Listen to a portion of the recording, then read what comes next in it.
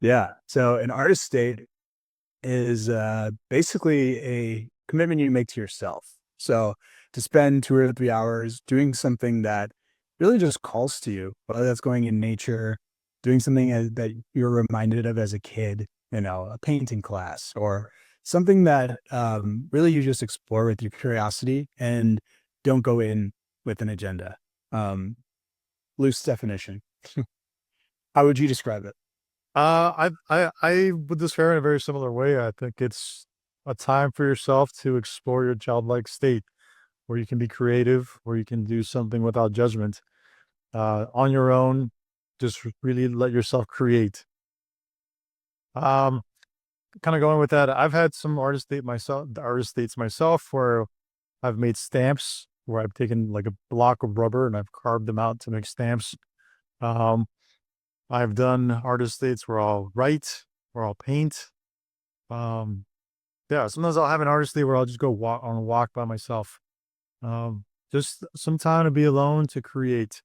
I think it's really important, away from others, even your most loved ones, just to let your your right brain really embrace the present. Yeah.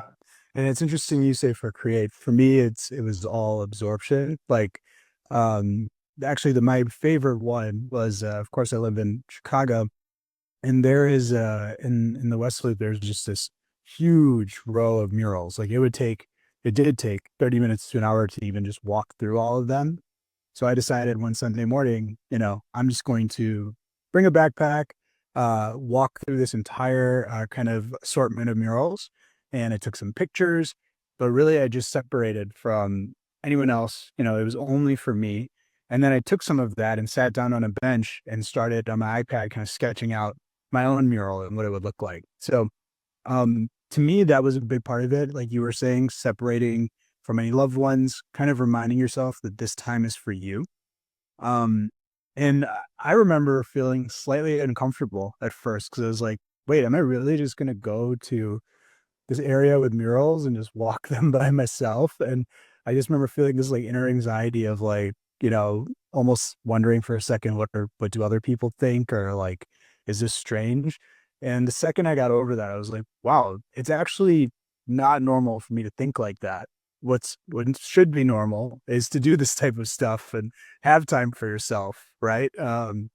So I don't know. It just like kind of helped me tap into a totally different perspective. That reminds me a lot of something the artist way talks about, which are the monsters and the artist blocks. So there have been times in your life where you've had people tell you that you're not good enough, that you're not a good enough artist, that you don't deserve this, you don't deserve that. And that's what blocks you from being artistic, from being creative, from pursuing avenues that you would otherwise, because you have these thoughts in your back of your mind saying, I'm not good enough. I'm not, I shouldn't be here. I shouldn't uh, sketch out my own mural, even though that's an incredible thought to pursue. Um, I kind of think about it like a bird, especially since the past year I've been traveling a lot. And I think about a cage bird analogy that I kind of came up with. So when you're at home, you're you can imagine yourself as a bird, and you have your coworkers, your family, your friends, and they all kind of assume who you are. You're a good husband, you're a good friend, you're a good brother, you're a good son, you're this, you're the one that always takes care of the dogs on the weekend. You fit this mold. You have this cage around you. And when you travel, when you're on your own, an artist date, for example, that cage is completely removed. But if you behave in the same way you would if your people, your cage would uh, kind of expect you to behave, then you're carrying that cage with you. You're carrying those blockages with you. Um, and it's really just in your head. Yeah. Wow. That's a powerful visual for me. It's like, am I a bird that's going to walk around with my cage, even though I don't need to? Or at least in the settings where I've set myself free, allow myself to explore. And often, of course, that can change your identity a little bit as well. Like, I think a great example is how I got into DJing. When I think about it, it's not like potentially, there were some expectations from friends because they were doing it, and I was curious. But really, the way that came to be is that I allowed myself to break out of the cage. It's like no one really expects me to do this, but I'm going to go try it out anyways. And that, of course, has led to something that is now part of my identity that others can kind of put this cage around, and that's fine. But to your point, having these moments of I'm going to step out of the cage and not bring it where I'm going next, and then allowing it to become part of you, it can lead to amazing results. So yeah, I think artist dates are underrated, and we call them artist dates. It's a label we were able to find in amazing books, but you can also just make it a simple thing, right? And on a Sunday morning, go spend an hour or two in nature, draw something, do something that like pretty much you woke up that day and your brain called to you. I mean, I don't know what your experience has been, but for me, it was like kind of even tough to figure out what am I going to do. Um, and then I just tried to think, okay, what would 10-year-old Sid want to do? Or literally, what was the first thought that came to mind? And there was some friction around, right? It's like, should I go do this? Is this weird? And you just tell yourself, yeah, like that was what your brain said. That's what your subconscious told you. Trust that it had something right when it told you this. So just go and pursue it. Stepping out of your cage. Yeah, it's not going to feel comfortable, right? You're in that cage all day, and now someone's told you you don't have to sit there anymore. So at first, yeah, the cage is going to follow you around. You're right, and like, how do you step outside of it? I think is the tough part, but once you get over it, it becomes a pretty much a muscle you can exercise anytime.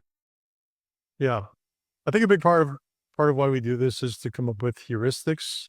Um, at least gather a list of rules to live by or kind of ideas that may resonate. I don't think we're either of us are very strict with the guidelines for living life.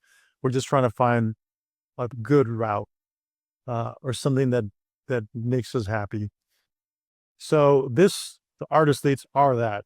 They are a way to pursue your dreams, to pursue what makes you happy.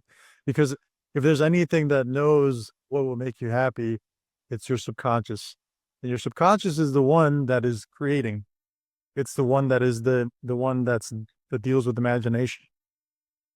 It's for example, and I'm gonna take us off the rails for a second. But imagine an elephant wearing a tutu balancing on a beach ball. That's a visual you might have just had. That's that comes from your creative side of your mind, the one that is responsible for your subconscious. And that creative side knows what you truly want, knows your deepest desires. You know, the stereotypical politician that hates gay marriage is then caught doing some illicit activity. That's a subconscious belief that manifests in some negative way because you're keeping it in the cage the whole time. And as soon as you start to release those caged um, ideas or beliefs, whatever, I'm not really sure what to call them, those caged emotions, you start to create and you're free, you're happier. I think that's why even the whole idea of the homosexual community being called gay, they're happy in that sense. That's definitely a little off the rails, but I think that's what we're here to do. So, I don't even. I've been thinking about the subconscious today a lot and how it relates to the right and the left brain. The left brain is the one that controls your right side of your body, and the right brain controls the left side of your body. And those two brains, one of them is very calculating, the right brain. Oh, sorry. The left brain is very calculating and it is analytical. It's all about prediction. While the right brain, sorry, because they're reversed, the right brain is all about imagination and creativity. And the way I see it is your left brain, the one that is calculating, that left brain is all about rational thinking, is all about how can I plan my future, while the right brain is all about can I create? Well, what do I want? It's your subconscious versus your conscious. It's your ego versus your, I forget the exact word, your id, yeah, your subconscious. And so I want to tap more into that, into the side of me that really knows what is the route to pursue. And so that's why I brought up that the wild example about the politicians, is because these are kind of tangible ideas where you see it manifest in society. And the artist way talks about this too in its own way. It says things like, the man that writes in his journal, "I hate my wife," and the next day he writes, "I'm uh, bored with my wife." A week later, he writes in his journal, "I'm bored with my life." A week later, he writes, "I really want to pursue that tango class. I should have done that years ago." Where you realize that the negative thing in your life is really a manifestation of you not following your subconscious. So again, I I don't want to say that I have any answers, but I think when we pursue these threads, we come up with heuristics, razors, rules of thumbs that guide us to living a better life, a happier life overall.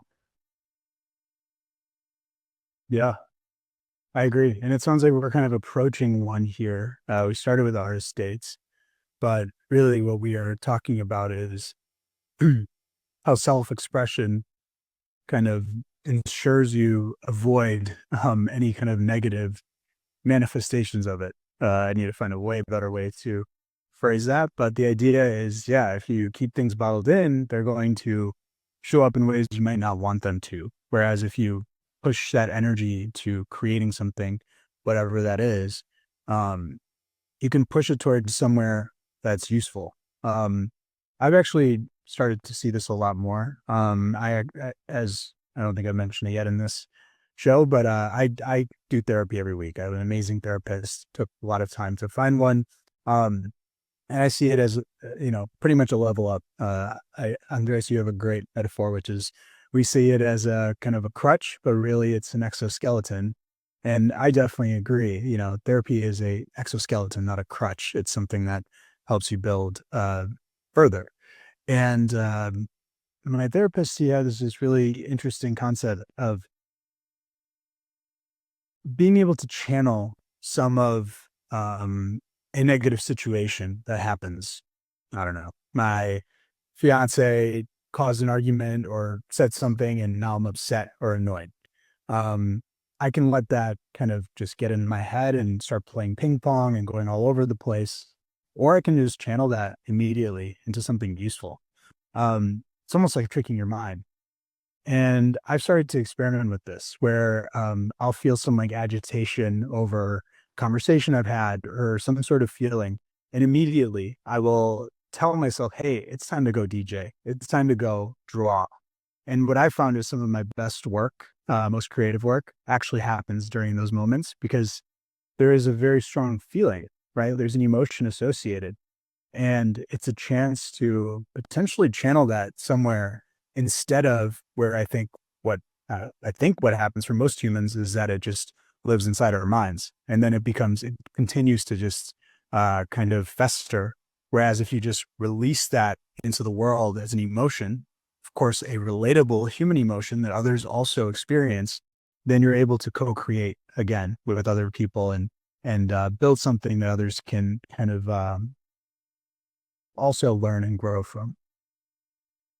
That's fascinating. I really like this idea. And it reminds me of something in Freudian psychology called sublimation, where he basically said the the bridge builder wants to hit his wife. Instead, he channels that frustration to building bridges. Or uh, I like to think of the great physicist Isaac Newton, who was celibate and was very frustrated. So he channeled his frustrations to inventing calculus and most of classical physics. But when you channel your frustrations into something positive, that's sublimation. Um, I I haven't actively done that, but I think it's really fascinating that that's part of the toolkit that your therapist has taught you.